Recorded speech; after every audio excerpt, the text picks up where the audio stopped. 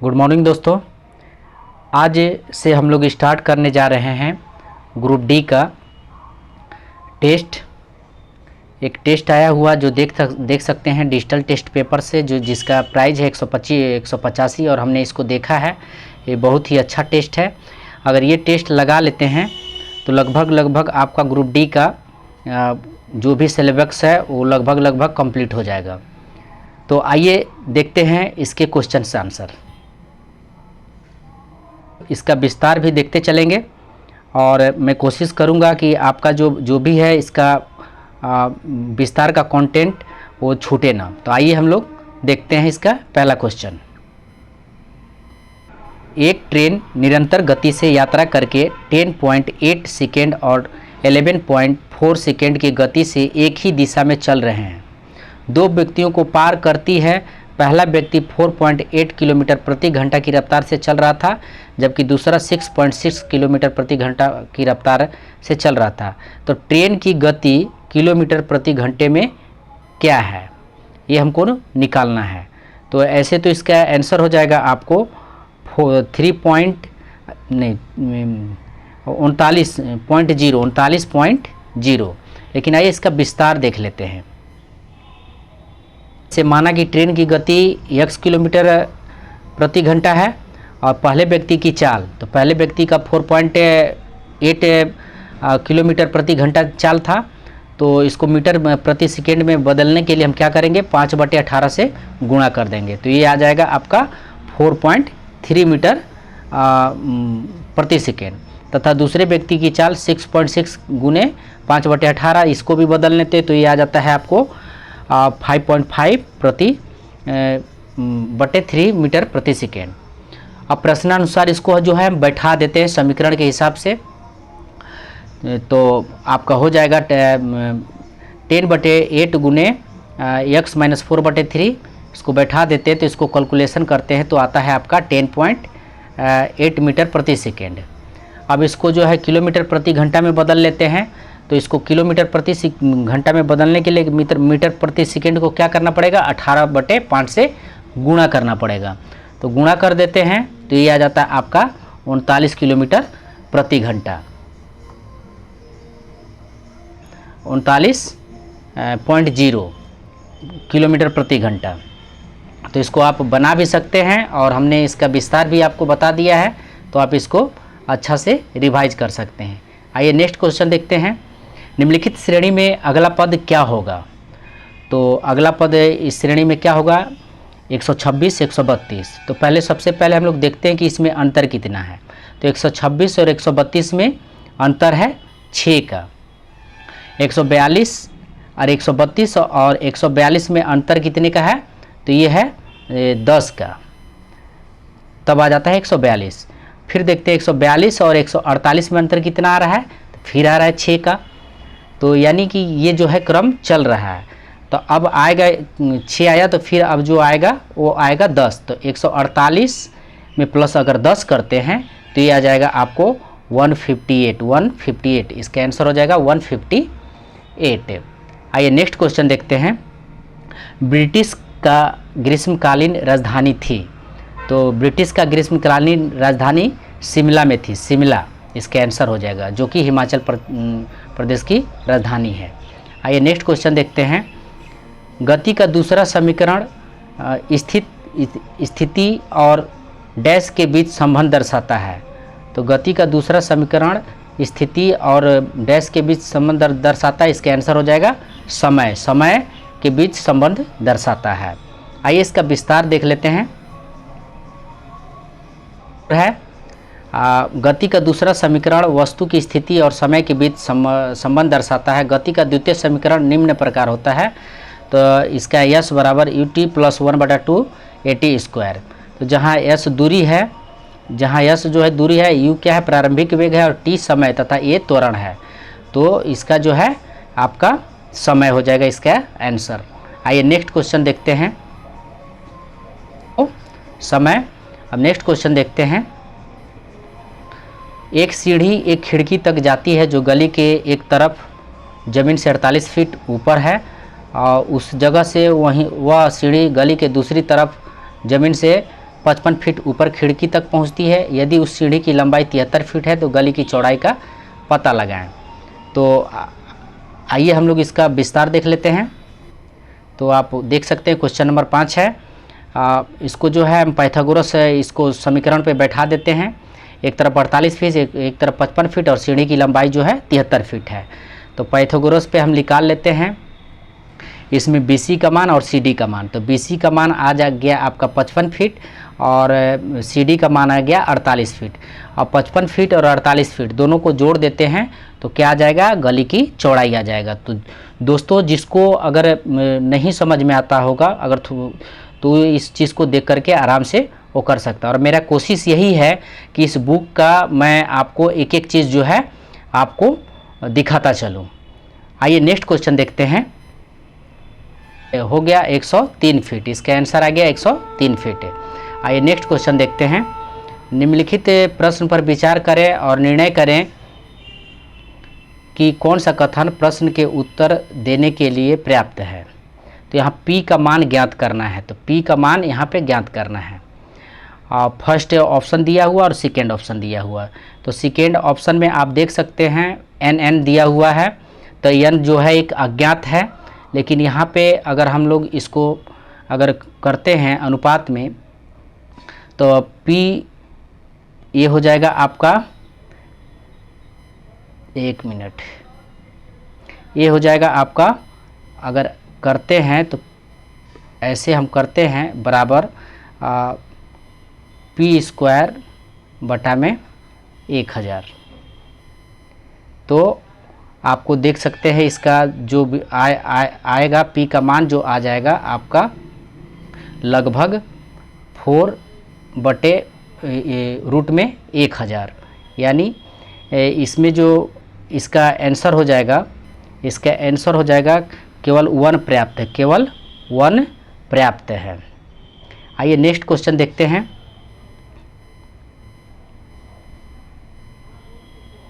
सातवां क्वेश्चन है, आपको एक प्रश्न और 2 कथन दिए गए हैं और उत्तर देने के लिए कौन सा कथन आवश्यक है। तो प्रश्न देख सकते हैं। सब्जियों के 20 डिब्बों का कुल भार क्या है, उनमें से प्रत्येक बराबर भार का है। सब्जियों के 20 डिब्बों का कुल भार क्या है, उनमें से प्रत्येक बराबर भार का है। प्रत्येक डिब्बा जो है बराबर भार का है। जो इस सब्जी का पहला कथन दिया है, पहले 10 डिब्बों में प्रत्येक डिब्बों के 1/3 का भार 10 किलोग्राम है। दूसरा है 6 डिब्बों का कुल भार 4 डिब्बों के कुल भार से 40 ग्राम अधिक है। तो इसमें आपको ऑप्शन बताना है। तो आप बना भी सकते हैं, ऐसे में हम लोग इसका विस्तार देख लेते हैं। यहाँ पे माना प्रत्येक डिब्बों का भार x किलोग्राम है, मान लिया। तो प्रश्नानुसार हो जाएगा x बटे 3 बटे 10।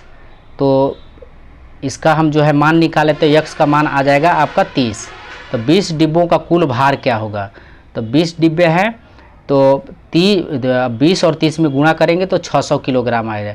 कथन 2 से देखते हैं। अब कथन 1 का हो गया, कथन 2 से देखते हैं। तो कथन 2 में लगाते हैं x का मान। तो 6x 4x प्लस 40 दिया हुआ है। तो 2x इसको निकालते हैं तो इसका आ जाता है 20, यानी डिब्बों का भार। तो 20 गुणे 20 बराबर 400 किलोग्राम आ जाता है इसका आंसर, 400 किलोग्राम। आइए इसका क्वेश्चन देखते हैं। ऑप्शन 4 यानी कथन 1 और कथन 2 एक साथ पर्याप्त होंगे। आइए नेक्स्ट क्वेश्चन देखते हैं। विद्युत धारा की अंतर्राष्ट्रीय इकाई क्या होती है। तो विद्युत धारा की अंतर्राष्ट्रीय इकाई क्या होती है तो सबको लगभग पता होगा। इसका आंसर हो जाएगा एम्पियर। नेक्स्ट क्वेश्चन है, भारत का कौन सा राज्य रबर का अग्रणी उत्पादक है। तो इसका आंसर हो जाएगा आपको केरल जो है, केरल में रबर का उत्पादन सबसे ज़्यादा होता है। आइए अब नेक्स्ट क्वेश्चन देखते हैं। 4 संख्याओं का माध्य 22 है, उनमें से सबसे छोटी 3 संख्याओं का माध्य 19 है। यदि आंकड़ों की रेंज 15 है तो सबसे बड़ी 3 संख्याओं का माध्य क्या होगा। तो इसको आप भी निकाल सकते हैं, लेकिन आइए इसको हम लोग विस्तार थोड़ा सा देख लेते हैं। तो यहाँ पे देख सकते हैं विस्तार। जैसे हमने बताया कि भारत के केरल राज्य में रबर का उत्पादन सबसे अधिक होता है। रबर के वृक्ष भूमध्य रेखीय सदाबहार वनों में पाए जाते हैं। ध्यान रखेंगे, भूमध्य रेखीय सदाबहार वनों में पाए जाते हैं। इसके दूध यानी लेटेक्स से रबर तैयार किया जाता है। इसके दूध लेटेक्स से रबर तैयार किया जाता है। 10वां क्वेश्चन हम लोग देख लेते हैं। चार संख्याओं का योग जो है योग निकालते हैं तो 4 गुणे 22 यानी 88। प्रारंभिक 3 संख्याओं का योग क्या होगा? तो प्रारंभिक 3 है तो 19 दिया हुआ टोटल, तो 3 गुणे 19 बराबर 57। चौथी संख्या जो है 88 माइनस 57 घटा देते हैं तो 31 आ जाता है। तथा प्रथम संख्या 31 माइनस रेंज, तो 31 माइनस 15 कर देते हैं तो ये आता है आपका 16। अतः अंतिम 3 संख्याओं का माध्य निकालना है, तो 88 माइनस 16 बटे 3 तो 72, यानी इसका आंसर आ जाएगा आपका 24। आइए देखते हैं इसका क्वेश्चंस। तो इसका आंसर हो जाएगा आपको 24। आप एक बार लगा भी सकते हैं, थोड़ा सा आपको आसान हो जाएगा इसका विस्तार देख लेने से। आइए नेक्स्ट क्वेश्चन देखते हैं। एक लंब वृत्तीय शंकु की ऊंचाई और तिरछी ऊंचाई क्रमशः रूट में 429 सेंटीमीटर और 25 सेंटीमीटर, पाई का मान 22/7 मानते हुए शंकु का वक्र पृष्ठीय क्षेत्रफल ज्ञात कीजिए। तो इसका ऐसे तो आंसर हो जाएगा आपको 1100 सेंटीमीटर स्क्वायर। लेकिन आइए इसका विस्तार देख लेते हैं। मानव शंकु के आधार की त्रिज्या r है, तो प्रश्नानुसार r निकालने के लिए तो लंबाई स्क्वायर माइनस हाइट, इसको रूट में r करते हैं तो इसका मान निकल जाता है आपका 14 सेंटीमीटर। अतः शंकु का वक्र पृष्ठ का क्षेत्रफल होता है पाई r l, तो r भी निकल गया, तो और l दिया हुआ है और हाइट भी दिया हुआ है। तो अब जो है हम इसको गुणा कर देते हैं, पाई का मान मानते हुए तो 22/7 गुने 14 गुने 25, तो इसका आंसर आ जाएगा 1100 वर्ग सेंटीमीटर। हमें नहीं लगता कि अब यहाँ पे किसी को कोई प्रॉब्लम होगा, आराम से वो क्वेश्चन बना सकता है। आगे देखते हैं। आंसर हो गया आपको 1100 सेंटीमीटर स्क्वायर। आइए नेक्स्ट क्वेश्चन है। हाइड्रोजन तथा ऑक्सीजन गैस के द्रव्यमान का अनुपात होगा। हाइड्रोजन तथा ऑक्सीजन गैस के द्रव्यमान का अनुपात होगा। तो आप इसको बना भी सकते हैं ऐसे। इसका आंसर हो जाएगा आपको ऑप्शन नंबर 4 यानी 1:16। आइए इसका थोड़ा सा विस्तार देख लेते हैं। H2 कितना होता है? 1 होता है, तो 1 गुने 2 यानी 2 हो जाएगा। ऑक्सीजन का द्रव्यमान कितना होता है? तो 16, और तो 16 गुने 2 32। अतः अभिष्ट अनुपात हो जाएगा 2/32 यानी 1/16 यानी 1:16 इसका आंसर हो जाएगा। तो इसका आंसर हो जाएगा आपको 1:16। आइए नेक्स्ट क्वेश्चन देखते हैं। 13 नंबर क्वेश्चन है।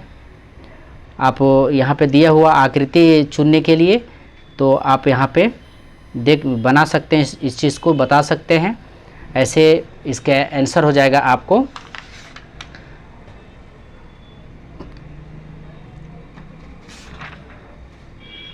एक मिनट, इसका आंसर हो जाएगा आपको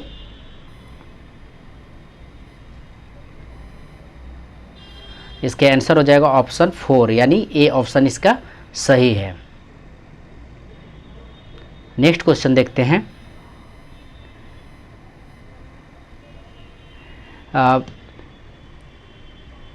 निदा फाजिल का पुत्र है, फाजिल मेहर का भाई है, खैफ मेहर का पति है, तो मेहर निदा का क्या है?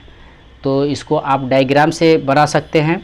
जैसे यहाँ पे दिया हुआ है कि निदा जो है फाजिल का पुत्र है, तो फाजिल यहाँ पे आपको फाजिल हो गया, फाजिल, और फिर क्या दिया है कि फाजिल मेहर का भाई है, तो फाजिल का भाई कौन है?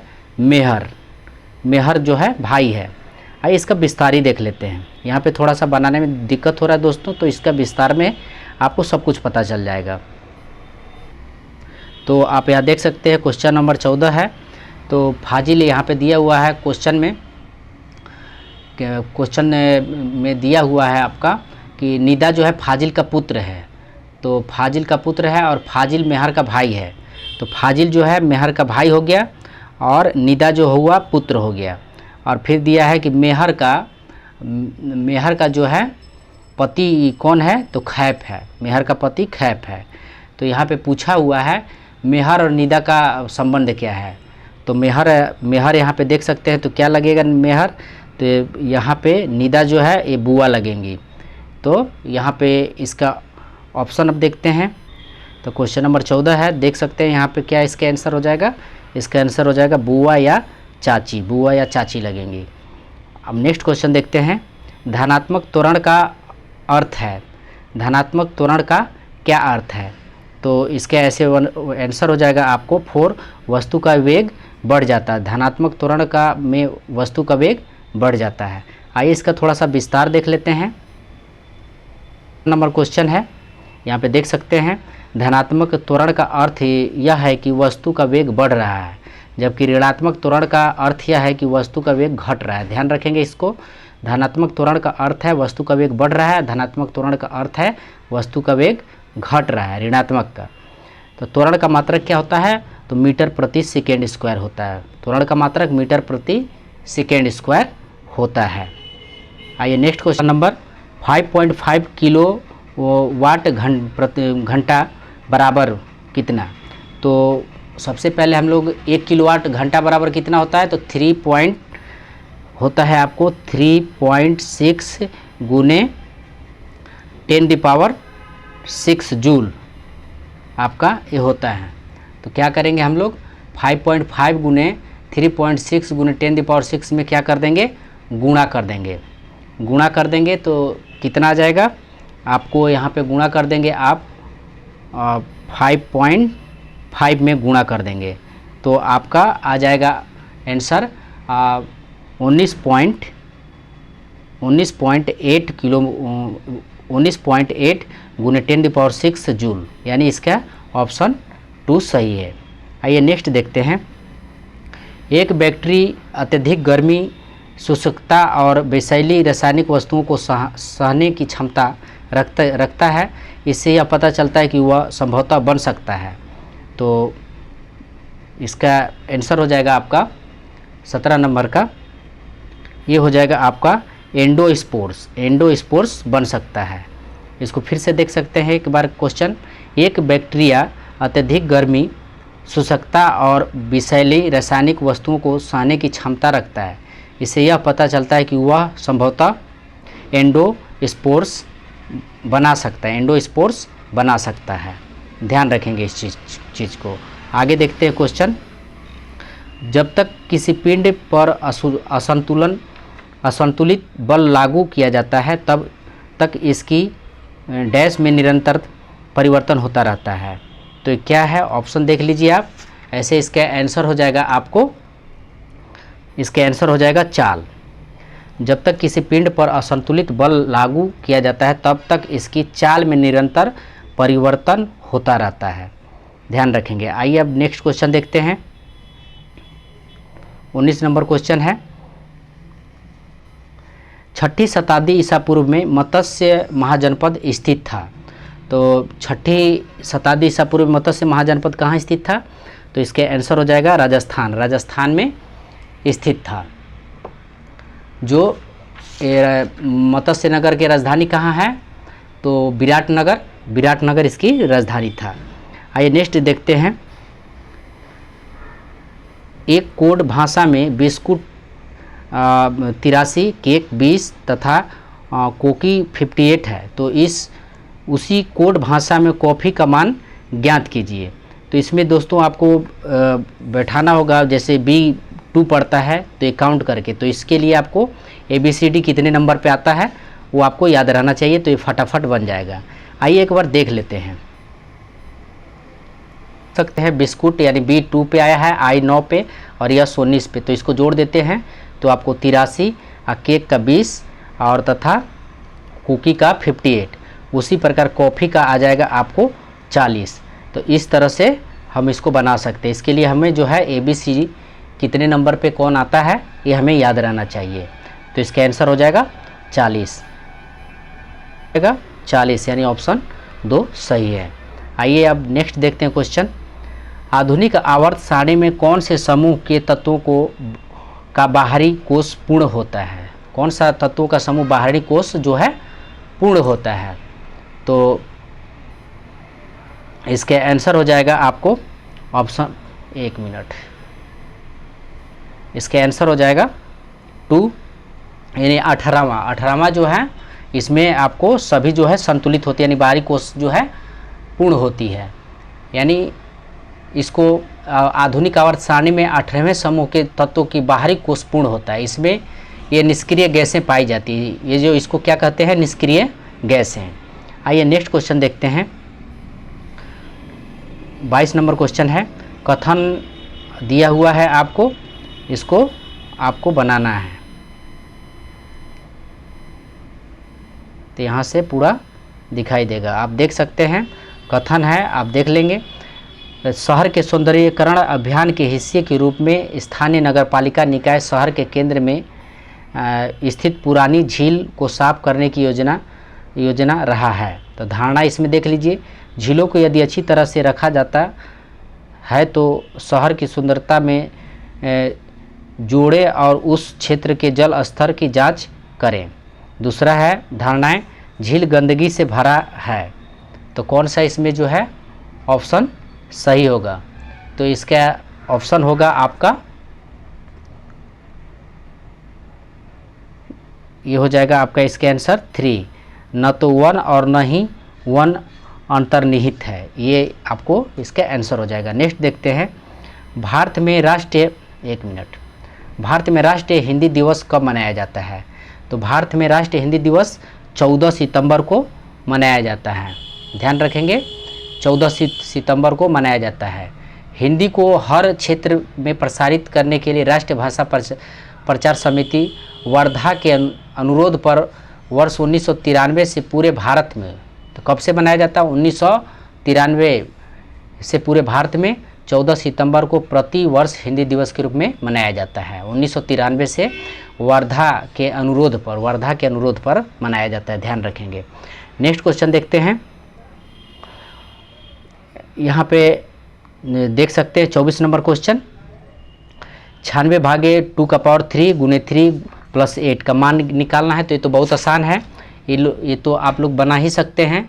इसका आंसर पहले जो है हम क्या करेंगे, पहले भाग वाला प्रक्रिया करेंगे, उसके बाद गुणा वाला, तब जोड़ेंगे।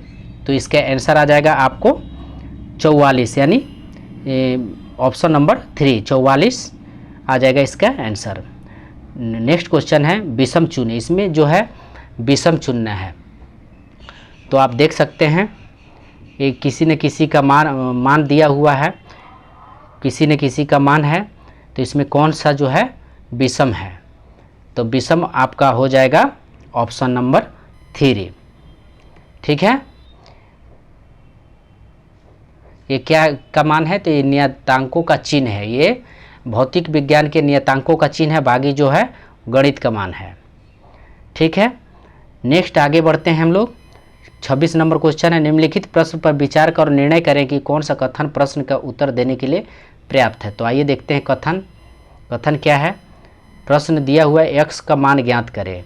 कथन दिया हुआ पहला, क्रमगत धनात्मक संख्याओं के वर्गों का योग 52 है, और दूसरा दिया है संख्याओं का अंतर 2 है। तो इसमें जो है कौन सा सही है, देख लीजिए, आपको बताया हुआ है इसमें। क्वेश्चन नंबर 26 है, माना 2 क्रमगत धनात्मक संख्या x तथा x + 1 है, तब प्रश्नानुसार x² + x + 1 का स्क्वायर, हम इक्वेशन निकाल देते हैं इसका। तो x 2x² हो गया प्लस 2x, और 52 में से 1 घटा देते 51 हो गया। तो ये आपका इक्वेशन बन जाता है।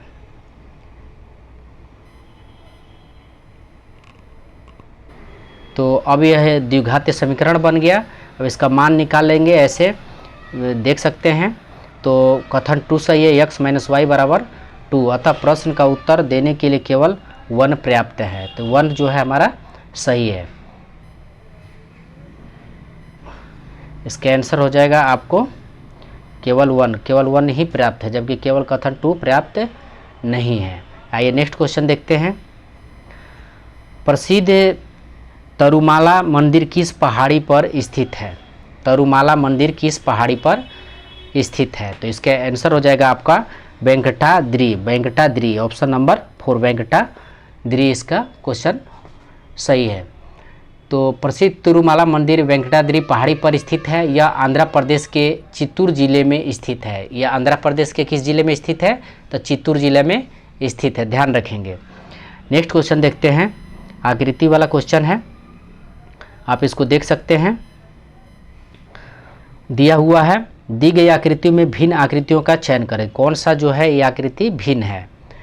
तो भिन्न आकृति कौन है ये तो आप लोग को पता चल ही रहा होगा। तो इसका ऑप्शन 1 सही है, यानी डी जो है सबसे भिन्न है। 1 का देख रहे हैं, इस तरफ बिंदु है, इस तरफ बिंदु, इस तरफ बिंदु है, लेकिन इसका जो है सामने सामने बिंदु है, इसलिए डी भिन्न है।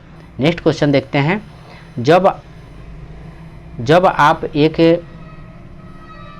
काइल स्प्रिंग को कंप्रेस करते हैं तो आप उस पर काम करते हैं, प्रत्यास्थ स्थितिज ऊर्जा है। तो इसका आंसर हो जाएगा आपको 4, यानी बढ़ती है। जब आप एक काइल स्प्रिंग का कंप्रेस करते हैं तो आप उस पर काम करते हैं, तो प्रत्यास्थ स्थिति ऊर्जा क्या होती है? स्थितिज ऊर्जा क्या होती है? बढ़ती है। नेक्स्ट क्वेश्चन है, निम्नलिखित में कौन सा राज्य नेपाल के साथ अपनी सीमा साझा नहीं करता? तो नेपाल के साथ कौन सा राज्य जो है सीमा साझा नहीं करता? तो उत्तराखंड दिया हुआ है, उत्तराखंड, तो उत्तराखंड सीमा साझा करता है। उत्तर प्रदेश भी करता है, बिहार भी करता है, ठीक है। और आपका हिमाचल प्रदेश जो है, हिमाचल प्रदेश नेपाल के साथ सीमा साझा नहीं करता। हिमाचल प्रदेश इसका आंसर हो जाएगा। हिमाचल प्रदेश जो है चीन के साथ सीमा साझा करता है, नेपाल के साथ साझा नहीं करता है। उत्तराखंड करता है, बिहार करता है और उत्तर प्रदेश करता है, और उधर से आपको पश्चिम बंगाल और सिक्किम करता है। वो हिमाचल प्रदेश चीन के साथ शेयर करता है। आइए नेक्स्ट देखते हैं क्वेश्चन, केरोसिन में निम्नलिखित में कौन सा धातुएं संग्रहित हैं? तो केरोसिन में, थोड़ा बड़ा कर लेते हैं इसको, देखिए। तो ऑप्शन दिया हुआ आपको पोटेशियम और सोडियम, गोल्ड और सिल्वर, सिलिकॉन और मरकरी, तो एल्यूमिनियम और कैल्शियम। तो इसका ऑप्शन 1 ही सही है। पोटेशियम और सोडियम जो है इसको केरोसिन में रखा जाता है क्योंकि ये धातुएं वायु में खुला छोड़ देने पर आग पकड़ लेती है, इसलिए इसको जो है केरोसिन में रखा जाता है।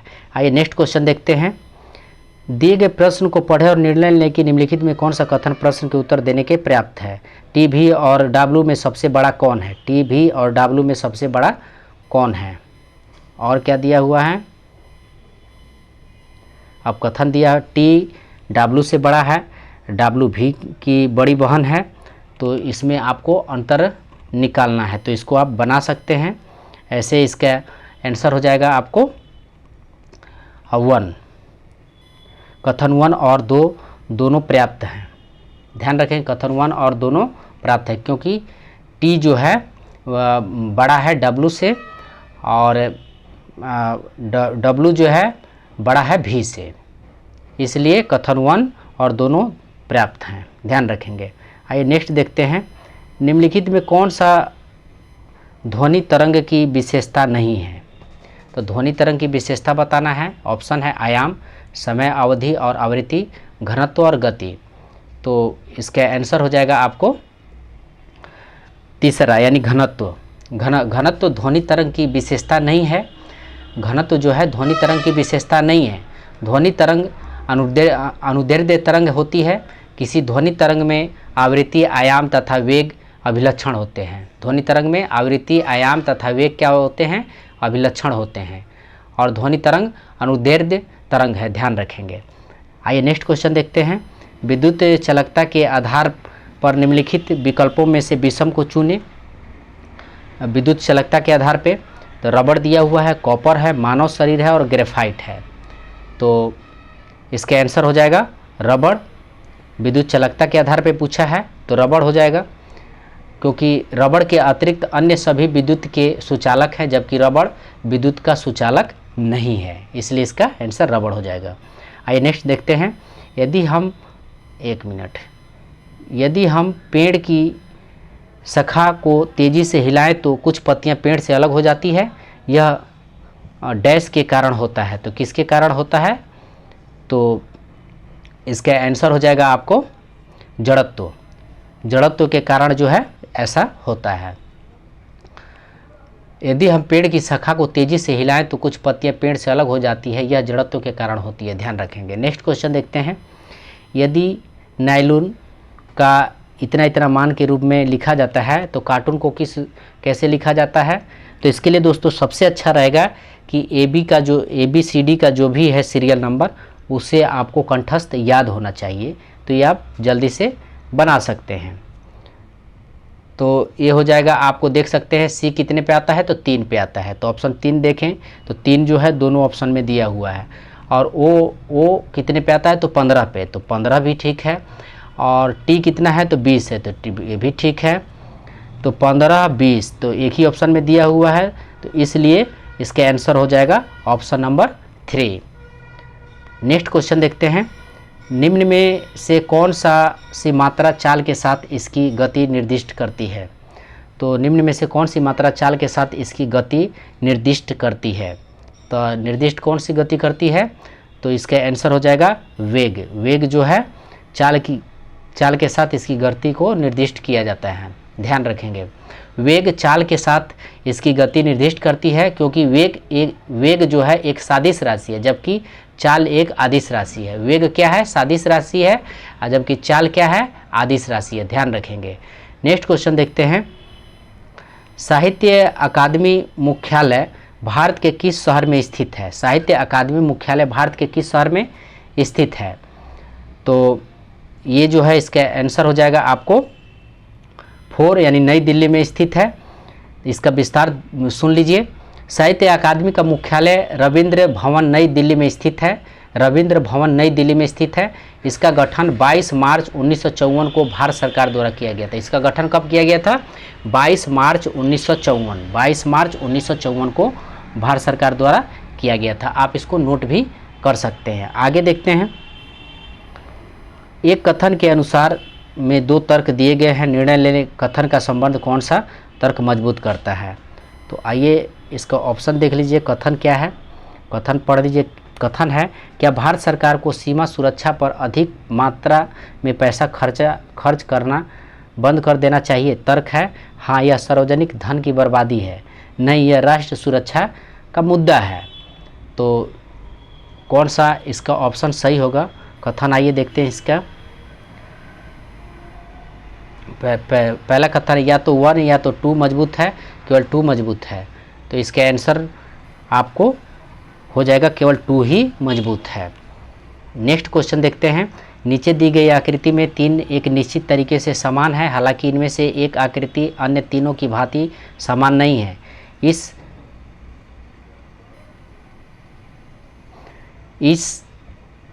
एक मिनट फिर से देखते हैं। नीचे दी गई आकृतियों में से 3 एक निश्चित तरीके से समान है, हालांकि इनमें से एक आकृति अन्य 3 की भांति समान नहीं। उस आकृति का चयन करें जो अन्य से भिन्न है। अन्य से भिन्न है, तो आकृति वाला क्वेश्चन है दोस्तों, ये आप बना सकते हैं। तो इसके ऐसे देख लेते हैं ऑप्शन। इसका आंसर हो जाएगा 4 जो है सबसे भिन्न है। 4 में जो है 2 बिंदु हुआ है, एक में एक है, सब में एक है, लेकिन 4 में 2 पॉइंट दिया हुआ है, इसीलिए 4 जो है भिन्न होगा। आइए नेक्स्ट देखते हैं क्वेश्चन। पहला 41 नंबर क्वेश्चन है, धातु अपनी वास्तविक स्थिति में विद्यमान होता है। तो धातु जो है अपनी वास्तविक स्थिति में विद्यमान होता है। ऑप्शन देख लीजिए। गैर धातु के साथ मिश्रण के रूप में, अन्य धातु के साथ मिश्रण के रूप में, मुक्त स्थिति में, कंपाउंड के साथ मिश्रण के रूप में। तो इसका आंसर हो जाएगा आपको मुक्त स्थिति में। धातु क्या होता है? मुक्त स्थिति में होता है।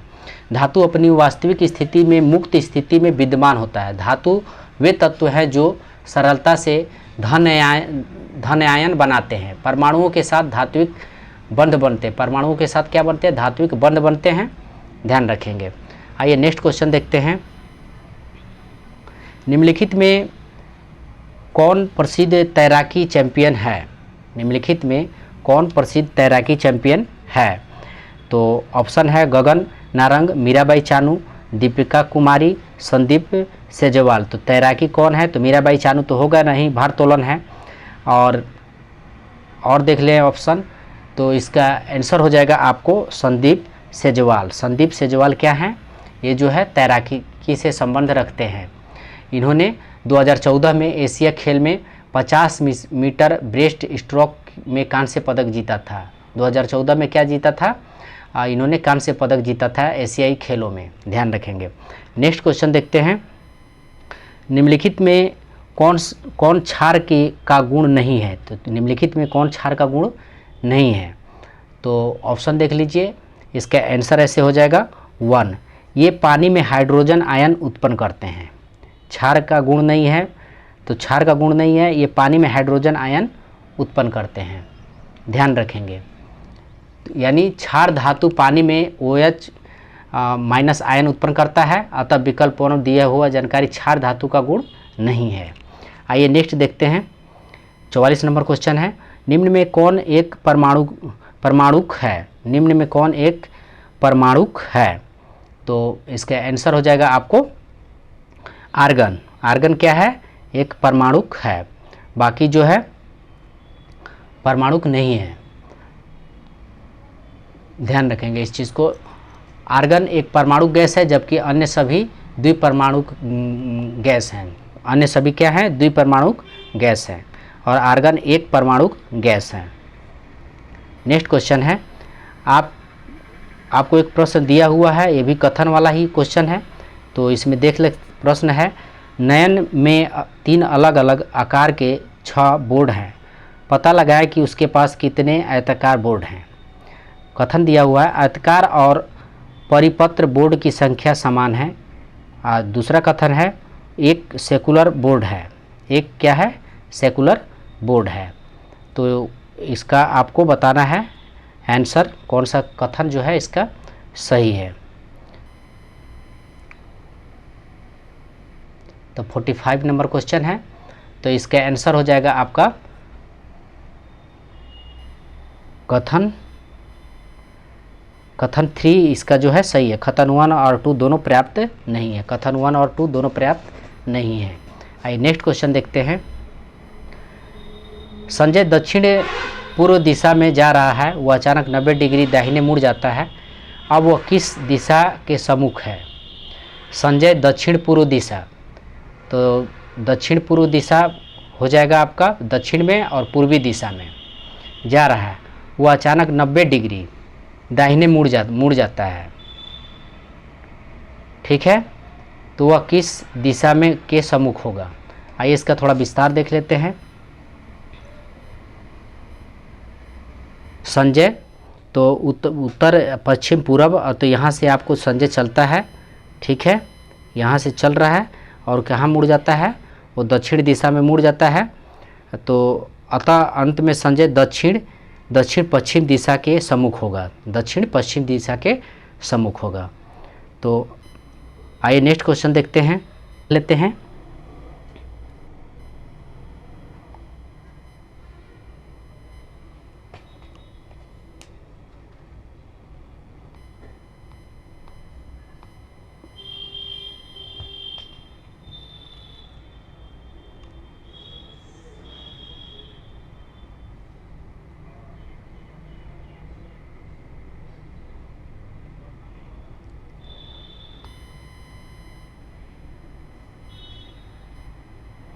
तो आप देख सकते हैं, आप अगर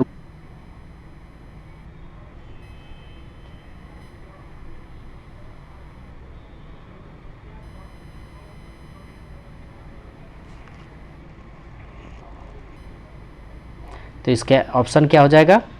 इसका ऑप्शन नंबर हो जाएगा आपका 3, ठीक है। आगे आते हैं, ये आपका दिया हुआ है, आप इसको बना सकते हैं। थोड़ा सा मैं इसको आपके लिए टाइम देता हूँ, आप बनाइए तो मैं बताता हूँ इसको।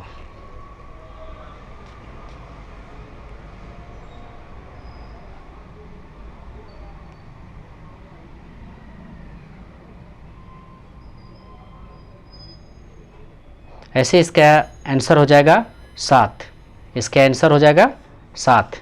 आइए इसका थोड़ा विस्तार देख लेते हैं। तो यहाँ पे तो 56 भागे 1/3, तो पहले भागा वाला काम हम करेंगे यहाँ पे। सबसे पहले हम लोग ब्रैकेट वाला काम करते हैं, ठीक है। तो ब्रैकेट वाला काम करते हैं तो आपका यहाँ पे देख सकते हैं 9 6 15 हो गया, आपको माइनस है, अब 7 5 क्या हो गया 12। अब इसमें से जो है घटाते हैं, इधर क्या हो गया 12 दिया हुआ है और 15 दिया हुआ है, तो 12 15 27 माइनस में है, तो माइनस को ऐसे ही छोड़ देंगे। फिर यहाँ पे देखेंगे 56 भागे 1/3, 27 माइनस 3 आ गया। अब इसमें घटाते हैं तो -3, तो फिर आपको 56 भागे 1/3 गुने 24 आ गया। अब जो है ब्रैकेट को तोड़ेंगे, ब्रैकेट को तोड़ेंगे तो गुणा का साइन हो जाएगा आपका। अब इसको भाग देते हैं तो आपको गुणा करते हैं तो 3 8 24, 8 बचता है, 8 से 56 में भाग देंगे तो कितना आएगा 7 आ जाएगा, इसका आंसर 7 आ जाएगा। इसको आप बना भी सकते हैं। आइए नेक्स्ट देखते हैं। 57 नंबर क्वेश्चन दिया हुआ है और आपको बताना है कि इसका जो है कौन सा सही होगा। आप देख ले क्वेश्चन एक बार।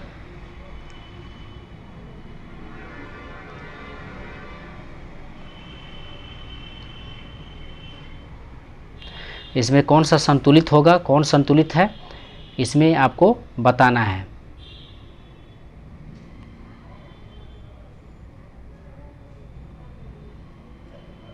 ऐसे इसका आंसर हो जाएगा आपको, इसका आंसर हो जाएगा आपको 2, इसका आंसर हो जाएगा आपको 2।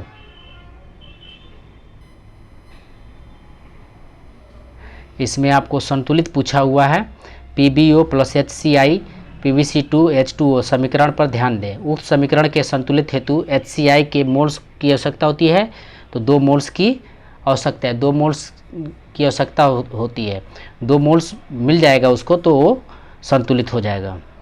आइए नेक्स्ट क्वेश्चन देखते हैं। 58 नंबर क्वेश्चन है, दिया हुआ है, आप क्वेश्चन देख सकते हैं। ए 20 दिनों में अकेले कार्य को एक भाग में को कर सकता है, जबकि बी को इस खुद को करने में 16 दिन लगता है। सी के साथ मिलकर कार्य पूरा करने में 8 दिन लगता है। सी और डी 60 दिनों में कर सकते हैं, तो डी को खुद से कार्य पूरा करने के लिए कितने दिन आवश्यकता होगी। तो इसको आप बना सकते हैं ए + बी + सी का एक दिन का कार्य आप अगर जोड़ेंगे तो 1/8 हो जाएगा, ठीक है, 1/8। और सी द्वारा एक दिन में किया गया कार्य अब इसको हमको निकालना है, तो आप आराम से निकाल सकते हैं। आइए इसका हम लोग विस्तार देख लेते हैं। ऐसे इसका आंसर हो जाएगा आपको 240। आइए इसका थोड़ा विस्तार देख लेते हैं। यानी ए + बी + सी का एक दिन का कार्य 1/8 भाग है, और सी द्वारा एक दिन का कार्य की हो जाएगा आपको 1/8 माइनस 1/20, सबका घटा देंगे तो 1/80 हो जाए। सी को अकेले कार्य करने में लगा समय कितना है 80 दिन है, तथा 8 द्वारा एक दिन में किया गया कार्य तो 1/60 माइनस 1/80 घटा देते हैं तो ये आ जाता है आपका 1/240। यानी डी को अकेले कार्य करने में लगा समय कितना होगा 240 दिन। इसको आप दूसरे तरीक़ा से भी बना सकते हैं, हमको लगभग सभी लोगों को पता होगा। आइए नंबर 59, 15 माह पूर्व तुहिन की आयु संबित की आयु के 3 गुना के बराबर थी, जो समूह से 6 माह बढ़ा है। आज से 5 माह बाद तुहिन की आयु समूह की आयु के 2.5 गुना के बराबर होगी, उनकी वर्तमान आयु क्या होगी। तो लगभग ये सब समीकरण पे बैठा करके आप बना सकते हैं, लेकिन आइए इसका विस्तार भी हम लोग देख लेते हैं। माना सौमिक की वर्तमान आयु x माह है, समित की वर्तमान आयु x + 6 माह है, तुहिन की आयु -15 यानी x + 6 - 15 गुने 3। तो तुहिन की आयु निकालना है तो 3x - 27 + 15 यानी 3x - 12 माह। पुनः तुहिन की आयु आप ऐसे करके निकाल सकते हैं, एक बार आप देख लें इसको, और बाकी इक्वेशन पे बैठाकर आप निकाल सकते हैं। आगे बढ़ते हैं। उस विकल्प का चयन करें जो पहले शब्द से ठीक उसी तरह संबंधित है जिस प्रकार तीसरा पद चौथे पद से संबंधित है। उस शब्द को चुनना है। तो देख सकते हैं एग्रीमेंट, उसके बाद डैश स्थान सिलेक्शन अनुपात कॉम्बिनेशन, सिलेक्शन अनुपात कॉम्बिनेशन। तो एग्रीमेंट किसके साथ हो जाएगा आपका, ये हो जाएगा आपका, ये हो जाएगा आपका परम्यूशन, ये जो हो जाएगा परम्यूशन, ये आपका 3 सही हो जाएगा। नेक्स्ट देखते हैं, निम्नलिखित में कौन सी संख्या का वर्गमूल एक अपरिमेय संख्या होगी। तो अपरिमेय संख्या कौन सी होगी वर्गमूल, तो इसका आप वर्गमूल अगर निकालते हैं 42 35 का, तो ये एक अपरिमेय है, ये एक अपरिमेय निकलता है। बाकी जो है 72 25 का ये परिमेय है, 84 64 ऐसे ही आपको दिख रहा है, तो इसका पूरा वर्गमूल निकल जाएगा 92 92 ये परिमेय है, और 36 36 ये भी परिमेय है। यानी आप यहाँ पे जो है देख सकते हैं, ये आपको 72 25 का 85 85 हो जाएगा आपका, और 84 64 का 92 92, और 31 36 का हो जाएगा आपको 56 56। तो इसमें अपरिमेय कौन हो जाएगा, आपको इसका आंसर हो जाएगा 1 जो है अपरिमेय है, ध्यान रखेंगे। जिसका पूरा वर्गमूल निकल जाए वो क्या हो गया परिमेय, और जिसका न निकले या पॉइंट में आए वो अपरिमेय हो गया। आगे हम लोग बढ़ते हैं, क्वेश्चन नंबर 66 है, 4 अलग अलग प्राकृतिक संख्याओं का समांतर माध्य 110 है। यदि इन 4 संख्याओं में सबसे बड़ी संख्या 135 है तो इन 4 संख्याओं का समुच्चय के परास का अधिकतम संभावित मान क्या होगा। तो इसका संभावित मान क्या होगा, तो 4 प्राकृतिक संख्याओं का योग कितना है, 100 योग का 4 प्राकृतिक संख्याओं का योग का मान कितना है, आपको 110 है। तो क्या करेंगे कि 4 प्राकृत यानी 110 गुणे 4 यानी कितना हो गया 440।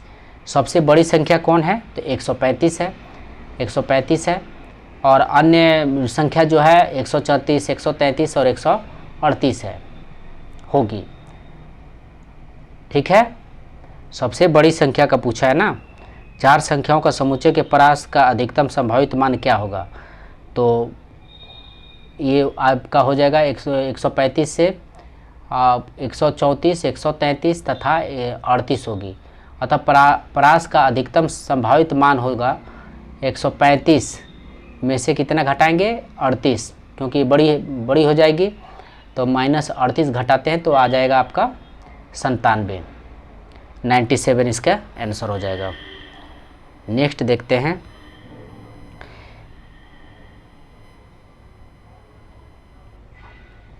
नेक्स्ट क्वेश्चन है, ये एक आयताकार हॉल को साफ कर रहा है जिसका प्रवेश द्वार पूर्व में है। कमरे में प्रवेश करने के बाद ये अपने भाई और सफाई प्रारंभ करता है। एक स्ट्रोक पर ये झाड़ू के साथ 180 डिग्री का कोण बनाता है। अब झाड़ू कौन सा दिशा की ओर सम्मुख है। क्वेश्चन नंबर 63, तो इसका आंसर हो जाएगा आपको उत्तर में है, उत्तर। आप इसको बना सकते हैं, ठीक है। आगे देखते हैं, एक माध्यम में एक ध्वनि तरंग का तरंग दैर्घ्य कितना है जिसकी आवृत्ति 840 हर्ट्ज और गति 380 मीटर प्रति सेकेंड है। तो इसका आप सूत्र पे बैठा सकते हैं। आपको कितना दिया हुआ है, हर्ट्ज कितना है आपको 840, आवृत्ति 840 हर्ट्ज है और गति कितना है 380। तो ये हो जाएगा, आपको इसका मान निकाल लेते हैं। तो 380 बटे 840, 1 मिनट 840, तो इसको भाग देते हैं तो ये आपका कट करके आता है 0.45 मीटर, 0.45 मीटर यानी 0.45 मीटर आता है। ये इसका ऑप्शन हो जाएगा आपको 4। नेक्स्ट क्वेश्चन देखते हैं, श्रृंखला में अगला अक्षर ज्ञात कीजिए। तो श्रृंखला में अगला अक्षर आपको ज्ञात करना है। तो आइए देखते हैं। के बी है तो के कितना नंबर पे पड़ता है, तो 11 नंबर पे। बी कितना पड़ता है, तो 2 पे पड़ता है। ठीक है, तो 11 और 2 हो गया। ठीक है, तो 2 1 3। और एल कितना पड़ता है, तो 12 पे और डी 4 पे। तो इसमें देख लेना है कि कितने कितने का अंतर है। तो आपको यल जो है 12 पे पड़ रहा है, तो ये 11 पे के पड़ता है, यल 12 पे। और अब देख लेना है इसमें डी कितना पे पड़ रहा है आपको, तो डी आपको +3 और एम कितना पे 13 पे और जी कितना पे। तो ऐसे इसको बनाना है। तो 65 का आपका आंसर हो जाएगा ऑप्शन नंबर 3 OP, यानी इसके बाद आएगा OP। नेक्स्ट क्वेश्चन है 2011 की जनगणना के अनुसार भारत में गरीबी रेखा BPL के नीचे का प्रतिशत क्या है। तो प्रतिशत पूछा है 2011 के जनगणना के अनुसार गरीबी रेखा BPL के नीचे प्रतिशत क्या है। तो इसका आंसर हो जाएगा 22% है। वर्ष 2011 की जनगणना के अनुसार भारत में कुल जनसंख्या का 22% गरीबी रेखा BPL के नीचे है, ध्यान रखेंगे। आइए नेक्स्ट क्वेश्चन देखते हैं। यदि एक ड्राइवर कार को 15 मीटर प्रति सेकंड की चाल से चलता है तो उसके द्वारा 3 घंटे 20 मिनट में तय की गई कुल दूरी क्या होगी। तो कुल तय की गई दूरी क्या होगी, तो दूरी बटा क्या होता है, इसका दूरी निकालना है।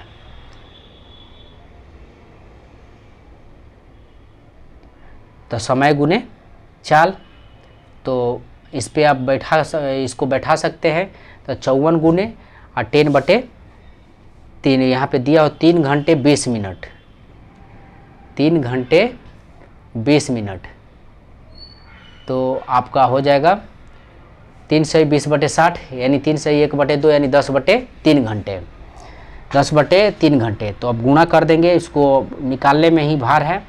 तो 54 गुने 10/3 यानी 180 आ जाएगा। इसका आंसर क्या हो जाएगा, आपको 180 किलोमीटर घंटा हो जाएगा। ध्यान रखें, 3 घंटे 20 मिनट दिया हुआ है, तो ये 3 सही 20/100 लिख सकते हैं। तो 0 0 काट देंगे तो ये आ जाएगा आपको, ये इसको हम निकालते हैं तो 3 सही 30 घंटे दिया हुआ ना, तो ये हो जाएगा आपको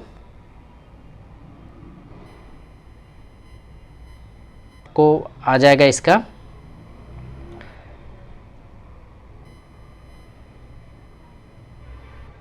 180 किलोमीटर घंटा। आप इसको बना सकते हैं, टाइम ज़्यादा हो जाएगा। तो जो क्वेश्चन इजी रहेगा उसको हम बनाएंगे, बाकी जो है उसको हल्का सा आपको बता सकते हैं या दिखा सकते हैं। आगे देखते हैं, निम्नलिखित में कौन सा संख्या 21,316 का वर्गमूल है। 21,316 का वर्गमूल है। तो वर्गमूल इसमें देखना है, तो इसको आप बना सकते हैं ऐसे। इसका आंसर हो जाएगा आपको 146। नेक्स्ट क्वेश्चन है, दिए गए कथनों पर विचार करें, भले ही वे आमतौर पर ज्ञात तथ्यों के साथ भिन्न हो। तो कथन है, कथन क्या है, कोई भी जाकी ऐसा नहीं है, कोई भी ऐसा क्वीन नहीं है। ठीक है, फिर दिया कोई भी जाकी क्वीन नहीं है। तो आपको आइए इसका ऑप्शन देख लेते हैं। तो ऑप्शन है सभी जॉकी क्वीन है। तो इसका आंसर हो जाएगा आपको 69 का ऑप्शन हो जाएगा 3, क्योंकि ये जाकी है और फिर बोला है कोई भी ये एस है और एक क्वीन है। ठीक है, तो उपयुक्त कथनों में जो है कोई स्पष्टीकरण नहीं है, तो 1 और ना ही 2 इसका कोई अनुसरण नहीं करता है, ध्यान रखेंगे। आगे बढ़ते हैं, निम्नलिखित में कौन सा चूर्ण पावर संघ से संबंधित नहीं है। चूर्ण पावर संघ से यानी मोलस्का से संबंधित नहीं है। तो मोलस्का देख सकते, मोलस्का तो घोंघा है, कैटन है, ऑक्टोपस है। एंटीडोर जो है ये चूड़पवार यानी मोलस्का से संघ से संबंधित नहीं है, यानी एंटीडोर मोलस्का संघ से संबंधित नहीं है। मोलस्का संघ में 80,000 जीवित प्रजातियां हैं। इस संघ की प्रजातियों के शरीर पर खोला पाया जाता है, यानी मोलस्का संघ के जाति के प्रजातियों पर के ऊपर खोला पाया जाता है। आगे नेक्स्ट देखते हैं, सल्फर डाइऑक्साइड को अपेक्षित आणविक द्रव्यमान क्या होगा। तो सल्फर डाइऑक्साइड का अपेक्षित आणविक द्रव्यमान क्या होगा, तो ये हो जाएगा इसका आंसर आपको 3 यानी 64। आपका इसका आंसर हो जाएगा 64 यानी 32 × 2 × 16 आणविक द्रव्यमान आपका 64 U हो जाएगा। ठीक है, आगे देखते हैं, शक्तिशाली सौर ऊर्जा पार्क किस राज्य में स्थित है। शक्तिशाली सौर ऊर्जा पार्क किस राज्य में स्थित है, तो इसका आंसर हो जाएगा आपको कर्नाटक। कर्नाटक में स्थित है। ठीक है, शक्तिशाली स्थल भारत के कर्नाटक राज्य में स्थित एक सौर ऊर्जा पार्क है। यह विश्व का सबसे बड़ा सोलर पार्क है जिसकी क्षमता लगभग 200 मेगावाट है। विश्व की सबसे बड़ा सोलर पार्क है जिसकी क्षमता लगभग 200 मेगावाट है, ध्यान रखेंगे 200 मेगावाट है। नेक्स्ट क्वेश्चन देखते हैं, समुद्र के कानून के लिए अंतर्राष्ट्रीय ट्रिब्यूनल के न्यायाधीश के रूप में चुने जाने वाली पहले भारतीय महिला कौन है, तो इसका आंसर हो जाएगा डॉक्टर नीरू चड्ढा। नीरू चड्ढा जो है ये बने हुए हैं समुद्र के कानून के लिए अंतर्राष्ट्रीय ट्रिब्यूनल के न्यायाधीश के रूप में चुने जाने वाले पहले भारतीय महिला है डॉक्टर नीरू चड्ढा, ध्यान रखेंगे।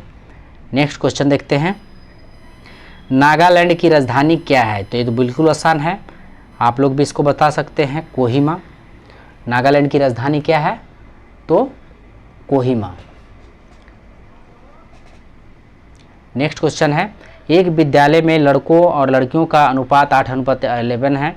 यदि विद्यालय में विद्यार्थियों की संख्या 399 है तो उनमें से लड़कों की संख्या क्या होगी, तो लड़कों की संख्या इसमें क्या होगी, तो विद्यालय में लड़कों की संख्या कितनी है, तो आपको 8:11 दिया लड़कों और लड़कियों की संख्या यानी 8 है, तो 399 क्या है, विद्यालय में विद्यार्थियों की संख्या क्या है, तो 399 और लड़के और लड़कियों का अनुपात 8:11 है, तो 8 और 11 को जोड़ देते हैं और 8 से गुणा कर देते हैं, तो इसका आंसर हो जाएगा आपका 168। नेक्स्ट क्वेश्चन देखते हैं, दी गई श्रृंखला में अगला पद कौन सा है, अगला पद कौन सा है, तो 2J दिया हुआ है। ठीक है, तो 2 चौके 8 यानी इसमें 2 तिहाई 6 और +2 हुआ है, तो 8 आया है, 2 तिहाई 6 +2 8 आया है। और अंक वाला देख लेते हैं, इसमें क्या हुआ है, तो 38 के 24 और +2 हुआ है, 38 के 24 और +2 26 आया है। अब आइए अल्फ़ाबेटिक में देख लेते हैं, J, तो J का मान 10 है।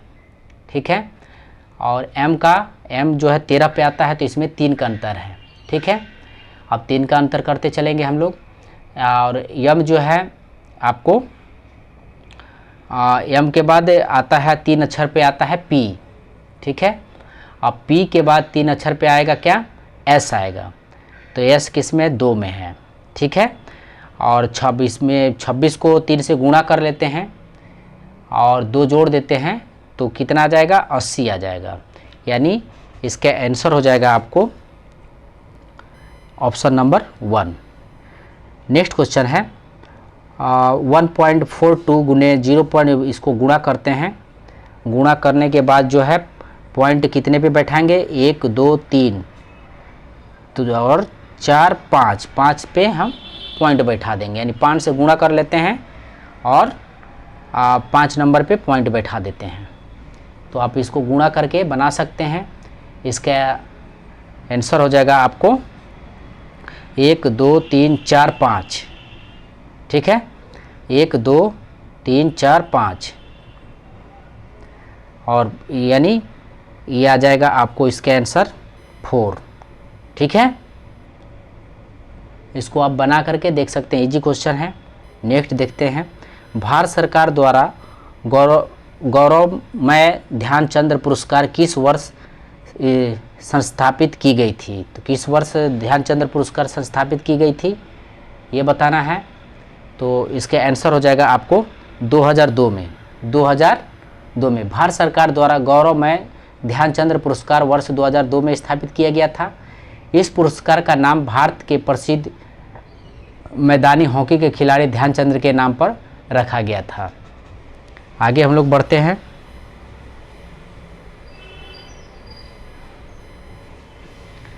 एक इक्वेशन वाला क्वेश्चन है, तो इसको तो बना ही सकते हैं। निम्नलिखित में से कौन सा x के सभी संभावित मान को निर्दिष्ट करता है? तो इसमें एक एक मान को लेकर के इसको हम लोग बना सकते हैं। ठीक है, तो x स्क्वायर है, तो अगर आप x का पहले सबसे पहले जो है इसका गुणनखंड निकाल लेते हैं। तो इसमें जो है आपका गुणनखंड निकाल करके इसका मान निकाल सकते हैं। तो गुणनखंड निकालने के लिए आपको जो है 12 का एलसीएम और 4x को तोड़ना पड़ता है। तो इसका आपको आंसर आ जाएगा 1। ये भी सब लगभग सभी बना सकते हैं। 80 नंबर क्वेश्चन है कि प्रजनन संबंधी भाग फूल में स्थित होता है। तो इसका आंसर हो जाएगा आपको एंजियोस्पर्म्स। ठीक है, कि प्रजनन संबंधी भाग फूल में स्थित होता है। एंजियोस्पर्म्स में के प्रजनन संबंधी भाग फूल में स्थित होता है। टेरिडोफाइटा में नहीं होता है, थैलोफाइटा, ब्रोबोफाइटा नहीं, एंजियोस्पर्म्स में फूल में स्थित होता है। ठीक है, इस वर्ग के पौधे में बीज फल के अंदर ढकी हुई अवस्था में बनते हैं। ये वनस्पति जगत के सबसे विकसित पौधे होते हैं। ठीक है, अब देखते हैं नेक्स्ट क्वेश्चन। धरती से टकराने से तुरंत पहले यदि 2 किलोग्राम द्रव्यमान की वस्तु की गतिज ऊर्जा 400 जूल हो तो इस किस ऊंचाई से गिराया गया कि घर्षण नगण्य हो? तो इसका आंसर आपका हो जाएगा 20 मीटर से नगण्य हो जाएगा। आइए इसका विस्तार देख लेते हैं, अगर आपको कुछ परेशानी है तो दिया हुआ गिरने से पहले वस्तु की स्थिति ऊर्जा गतिज ऊर्जा के बराबर होती है। ध्यान रखेंगे, गिरने से पहले वस्तु की स्थिति ऊर्जा गतिज ऊर्जा के बराबर होती है। तो इसलिए इसमें mgh बराबर 400 हो गया। mgh बराबर 400। अब गुणा कर देंगे 2 गुने 10 गुने h, कितने ऊंचाई से गिर रही है ऊंचाई निकालना है। तो ये आपका आ जाएगा 20 मीटर ऊंचाई से गिराया गया है। mgh पे बैठा करके इसको निकाल लेंगे। आइए नेक्स्ट क्वेश्चन देख। दिया हुआ है 82 नंबर क्वेश्चन है, एक दिन बेचे गए सभी टिकट में 40% टिकट विद्यार्थियों द्वारा खरीदा गया। यदि उस दिन बेचे गए टिकटों की संख्या 1250 थी तो उनमें से कितने टिकट विद्यार्थियों द्वारा खरीदे गए? तो विद्यार्थियों द्वारा कितने टिकट खरीदे गए? तो 1250 टिकटों की संख्या कितनी है? तो 1250 है। ठीक है, 1250 टिकटों की संख्या है और कितने 46% टिकट विद्यार्थियों द्वारा खरीदा गया, यानी गुणा हो जाएगा 46/100। 46/100 कर देते हैं तो इसका आंसर आ जाएगा आपका निकल करके 575।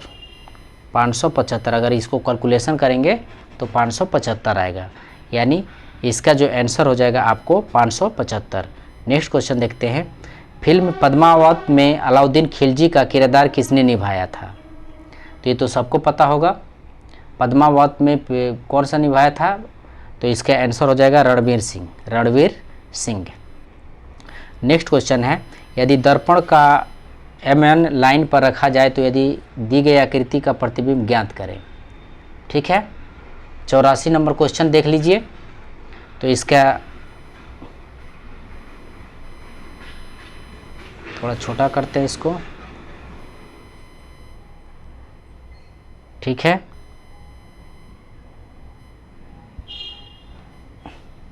तो इसका आंसर हो जाएगा आपको ये जो है दर्पण पे ये में लाइन पे रखा जाएगा तो किधर बनेगा, तो ये बनेगा, ये जो है सामने आया है तो ये रखते हैं तो ये ऊपर हो जाएगा, ये नीचे हो जाएगा, यानी इसका 1 ऑप्शन जो है सही होगा। ठीक है, आगे बढ़ते हैं। गाय का दूध से वही संबंध है जो वृक्ष का से है, तो वृक्ष से क्या है इसमें बताना है, तो हो जाएगा फल। फल। नेक्स्ट क्वेश्चन देखते हैं। एक फैक्ट्री आउटलेट ने कपों के प्रत्येक सीटों को 287 में बेचकर परिवर्तनीय लगातार को पुनः प्राप्त करके अपने पुराने स्टॉक का निपटाना करने का फैसला किया। यदि निर्धारित लागत कुल लागत का 18% है तो कपों के प्रत्येक सेट का लागत मूल्य क्या होगा। ठीक है, तो इसको आप बना सकते हैं। इसका आंसर हो जाएगा आपको ऐसे, इसका आंसर हो जाएगा 350 रुपये, 350 रुपये। नेक्स्ट क्वेश्चन देखते हैं। 54/3 का स्क्वायर गुने 6 + 3 का आपको इसको पूछा है, तो सबसे पहले इसमें भागा वाला काम करेंगे। स्क्वायर है तो इसको आप कॉपी पेन पे बना सकते हैं, ऐसे इसका भागा वाला काम आप करते हैं। 3 से भागा देते हैं तो स्क्वायर को पहले तोड़ते हैं 3 बार तो तितली के 9 हो जाएगा, तो 54 से देते हैं तो आपको 6 × 6, यानी इसका जो आंसर आ जाएगा आपका 87 का, वो होगा आपका 39। नेक्स्ट क्वेश्चन देखते हैं। निम्नलिखित में कौन सा एक क्षारीय पार्थिव धातु नहीं है। क्षारीय पार्थिव धातु नहीं है तो इसका आंसर हो जाएगा आपको सोडियम। सोडियम जो है क्षारीय पार्थिव धातु नहीं है। यह आवर्त सारणी के प्रथम समूह का दूसरा तत्व है। इसके एक स्थिर समस्थानिक द्रव्यमान संख्या 23 और 4 रेडियो सक्रिय समस्थानिक ज्ञात है। ठीक है, आगे देखते हैं। शुक्राणु अस्थायी रूप से रखे जाते हैं। शुक्राणु अस्थायी रूप से कहाँ रखे जाते हैं। ठीक है, 90 का देख लीजिए, तो इसका आंसर हो जाएगा अधिवृषण में। अधिवृषण में रखे जाते हैं, अधिवृषण में रखे जाते हैं। नेक्स्ट क्वेश्चन है। अशोक के शासनकाल की सबसे महत्वपूर्ण घटना कलिंग आधुनिक युग में डैश पर विजय थी, जो कि उनके जीवन का एक महत्वपूर्ण परिवर्तन सिद्ध हुआ। तो कलिंग युग में तो किस पे विजय थी, तो ये कलिंग कहाँ है, तो उड़ीसा में। ध्यान रखेंगे, उड़ीसा इसका आंसर हो जाएगा। ठीक है, नेक्स्ट आगे देखते हैं क्वेश्चन। दो पाइप एल और के एक साथ मिलकर एक किसी टैंकी को 4 घंटे में भर देते हैं। पाइप के उसी अकेले को 5 घंटे में भर देता है, तो पाइप एल अकेले उस टंकी को कितने घंटे में भरेगा। तो आइए इसका थोड़ा विस्तार देख लेते हैं। नंबर क्वेश्चन है 92 नंबर क्वेश्चन है। पाइप एल और 1 घंटे में भरा टैंक का भाग है 1/4 - 1/5, तो इसको करते हैं तो 1/20 आता है। अतः पाइप एल को अकेले टैंक को भरने में लगा समय कितना हो जाएगा, 20 घंटे। आयत की लंबाई और चौड़ाई क्रमशः 15% और 10% बढ़ाई गई। आयत के क्षेत्रफल में कितना प्रतिशत वृद्धि होगा, तो आयत का क्षेत्रफल में कितना प्रतिशत का वृद्धि होगा, तो लंबाई और चौड़ाई में 15%, 10% की बढ़ाई गई है। ठीक है, तो 15 + 10 + 15 × 10/100, तो निकालते हैं, इसका मान निकाल लेते हैं, तो ये हो जाएगा। अब इसका आंसर हो जाएगा आपको 26.5%, 26.5%। नेक्स्ट क्वेश्चन है।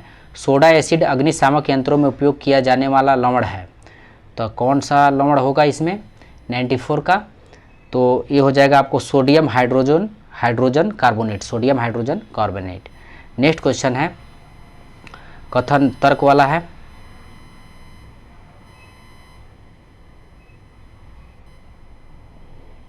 क्या स्कूल के बाद काम करना अनिवार्य होना चाहिए।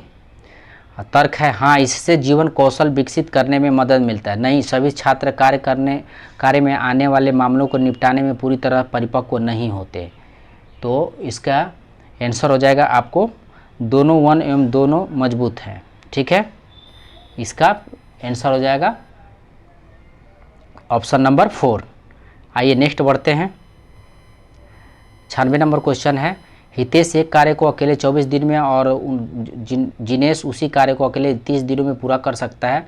ईशान की सहायता से वे कार्य को मिलकर 10 दिन में पूरा करता है। ईशान उस कार्य को अकेले कितने दिन में पूरा करेगा?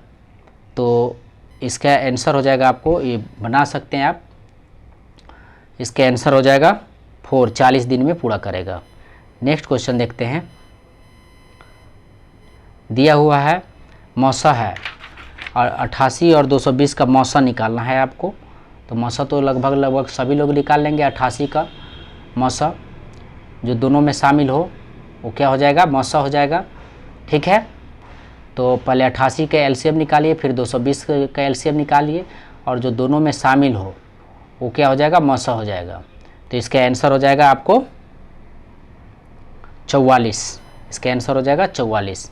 98 नंबर क्वेश्चन है, कथन और निष्कर्ष का है। देखिए इसको। कथन दिया हुआ है, मीना के एक दोस्त ने कहा मीना के मोबाइल में उसकी बहन का मोबाइल की तुलना में अधिक सुविधाएं हैं। निष्कर्ष, मीना की एक बहन है। मीना का दोस्त उसकी बहन का बहुत करीबी सहयोगी है। ठीक है, तो इसका ऐसे आंसर हो जाएगा आपको कथन नंबर 2, नहीं एक सॉरी, ये हो जाएगा कथन नंबर 2। केवल निष्कर्ष 1 पालन करता है। ठीक है, केवल निष्कर्ष 1 पालन करता है। आइए आगे देखते हैं। उस आकृति को चुनें जो तीसरी आकृति में से उसी प्रकार संबंधित है जिस प्रकार दूसरी आकृति पहली आकृति से संबंधित है। ठीक है, तो इसमें आपको निकालना है कौन सा आकृति संबंधित होगा। तो ये हो जाएगा आपको इसके आंसर, देखिए इसके आंसर हो जाएगा 2। ठीक है, क्योंकि पहला वाला को ही इसने रंगा हुआ है, सेकेंड वाला को, तो सेकेंड वाला ही भाग आएगा, इधर वाला भाग नहीं आएगा। ठीक है, अब देखते हैं 100। साधन का मुंह उत्तर में पूरब की ओर, तो आइए पूरब की ओर दक्षिण पश्चिम में और 100 घूमता है, उसका मुंह किस दिशा की ओर है? तो इसको जो है इसको डायग्राम से हम लोग देखते हैं प्रश्नानुसार दिया हुआ है यहाँ पे। ठीक है, क्या क्वेश्चन बोल रहा है, मैं एक बार क्वेश्चन को आपको पढ़ देता हूँ, उसके बाद जो है आप इसको समझ जाएंगे। साधन का मुंह उत्तर पूर्व की ओर घुमा हुआ है। ठीक है, साधन का मुंह उत्तर में और पूरब की ओर था। वह दक्षिण वृत्त 45 डिग्री, दक्षिण वृत्त जो है कितना 45 डिग्री, ठीक है, और वर्माउथ 180 डिग्री। अब उसका मुंह किस दिशा की ओर है? ठीक है, तो अब उसका मुंह किस दिशा की ओर है? तो पश्चिम दिशा की ओर है। ध्यान रखेंगे, पश्चिम दिशा की ओर है, इसका आंसर हो जाएगा पश्चिम दिशा में, पश्चिम दिशा में। यहाँ से आप दोस्तों अपना जो है उत्तरमाला आप यहाँ से चेक कर सकते हैं। ठीक है, और अगर आप कहेंगे तो ऐसे ही हम जो है आपको पूरा डिटेल के साथ जो है पूरा टेस्ट इसका ख़त्म कर सकते हैं। अगर इसमें कुछ आपको कमियां दिख रही होंगी तो आप कमेंट कर सकते हैं। धन्यवाद।